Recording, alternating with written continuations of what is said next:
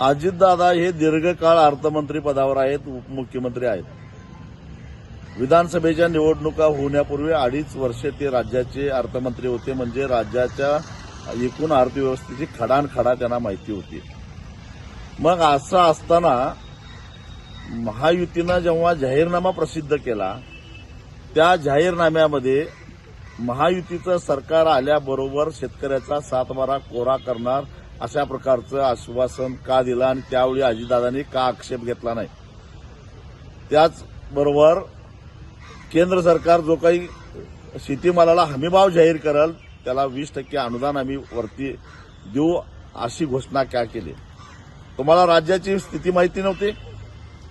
याचाच अर्थ असा आहे, आज जे का अजितदादांची भाषा आहे ती भाषा बघता शेतकऱ्यांना गंडवायचं हे आधीच ठरलेलंच होतं. शेतकऱ्याला गंडवायचं, त्याची मतं घ्यायची आणि आज ते सांगतायत की 3 वर्ष तरी आता कर्जमाफी शक्य नाही.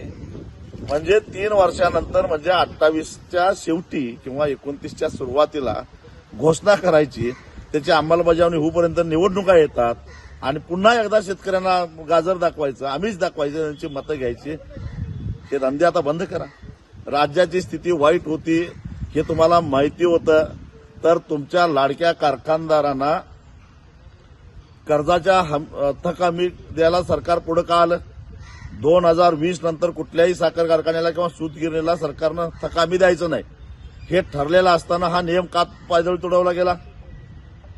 एकदा अजितदादांनी अनेक धाडस करावं. ते बेधडक आहेत असं म्हणतात, खरोखरच त्यांनी हिंमत दाखवावीच. त्यांच्या काकापासून आजपर्यंत जेवढे म्हणून सरकार झाले आणि मुख्यमंत्री झाले त्या काळामध्ये राज्यातल्या सहकारी साखर कारखान्यांना आणि सूतगिरणींना सरकारनं थक हमी दिली. त्यातली किती कर्ज एनसीडीसीला परत गेली आणि किती कर्ज सरकारला भरावी लागली याची एकदा श्वेतपत्रिका काढा आणि मग या पांढऱ्या कपड्यातल्या दरोडेखोरांनी राज्याची तिजोरी कशी लुटली हे साऱ्या जनतेला समजेल. तुम्हाला तिजोरी लुटायची असते त्यावेळी राज्याची स्थितीचा तुम्हाला चिंता पडत नाही. तुम्हाला विमानतळापासून जिल्हाधिकारी कार्यालयात यायला फक्त 17 मिनिटं लागली. तेवढ्यात गाडीचा एसी बंद पडला, हे सहन झालं नाही. जिल्हाधिकाऱ्यांना खवळून तुम्ही लगेच नवीन गाडी घ्यायला लावला.